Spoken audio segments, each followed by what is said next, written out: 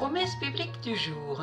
Lisons dans le psaume 84, verset 6. Lorsqu'il traverse la vallée de Baca, il la transforme en un lieu plein de sources, et la pluie la couvre aussi de bénédictions. La vallée de Baca, cette vallée signifie littéralement la vallée des larmes. Le croyant peut et va sans doute tôt ou tard traverser des périodes de larmes. La souffrance est inéluctable. Elle fait partie de la vie terrestre. Les larmes peuvent couler sur les joues des enfants de Dieu. Mais Dieu est le Dieu de toute consolation. Lisons cela dans 2 Corinthiens chapitre 1, verset 5. Car de même que les souffrances de Christ abondent en nous, de même notre consolation abonde par Christ. L'Écriture sainte révèle bon nombre de vallées que le croyant sera amené à traverser avec larmes. Dieu est aussi le Dieu des vallées et il souhaite nous aider à les traverser. Il y a aussi la vallée de l'ombre de la mort dans le psaume 23, verset 4. C'est sans doute la plus connue. Elle apparaît dans le psaume 23 où le Seigneur est identifié comme le berger de nos âmes et de nos vies. C'est toujours très douloureux de perdre un être cher, mais nous pouvons compter sur le Seigneur et sur sa grâce toujours suffisante pour nous consoler. La mort est une réalité inéluctable qu'il nous faudra affronter si le Seigneur tarde à revenir. Nous savons que seule la génération qui connaîtra l'enlèvement évitera la mort physique. Sachons aussi qu'il y a d'autres types de morts que nous expérimentons tout au long de cette vie et notamment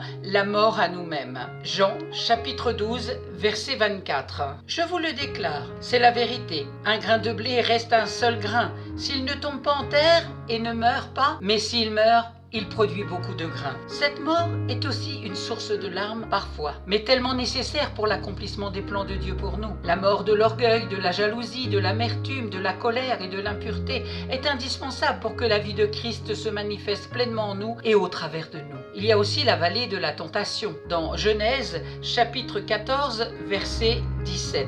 Quand Abraham revint après sa victoire sur Édom, Laomer et les rois ses alliés, le roi de Sodome vint à sa rencontre dans la vallée de Chavé, c'est-à-dire la vallée du roi. Dans cette vallée, Abraham fut tenté par le roi de Sodome. Ce mauvais roi voulait enrichir Abraham, mais ce dernier refusa de recevoir quoi que ce soit de la part de cet homme, pas même un fils. Genèse chapitre 14.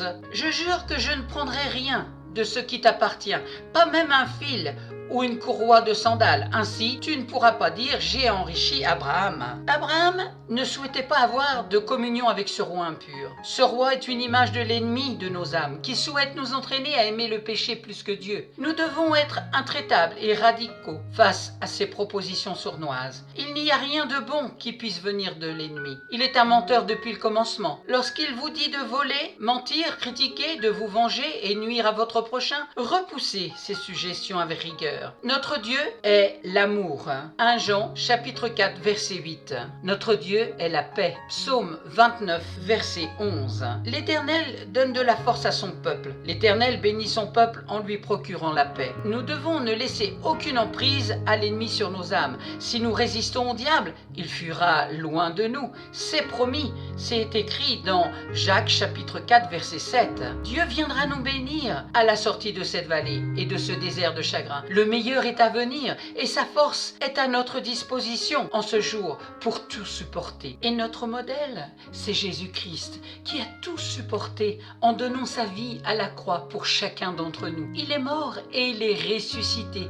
Il est vivant. Recevez aujourd'hui sa grâce. Recevez son Saint-Esprit, le renouvellement de vos forces afin de marcher comme des enfants de lumière. Car le conseil du Seigneur, il se trouve dans Éphésiens chapitre 5 verset 8. Autrefois, vous étiez ténèbres et maintenant, vous êtes lumière dans le Seigneur. Marchez comme des enfants de lumière. Amen. Et le meilleur endroit où être est dans la présence de Dieu. Soyez abondamment bénis. Que le Saint-Esprit vienne vous révéler sa parole, vous encourage et vous fortifie. Que Dieu soit loué. Que Dieu soit béni dans le nom précieux de Jésus. Amen. Je vous donne rendez-vous à très bientôt. Merci pour votre attention et votre écoute.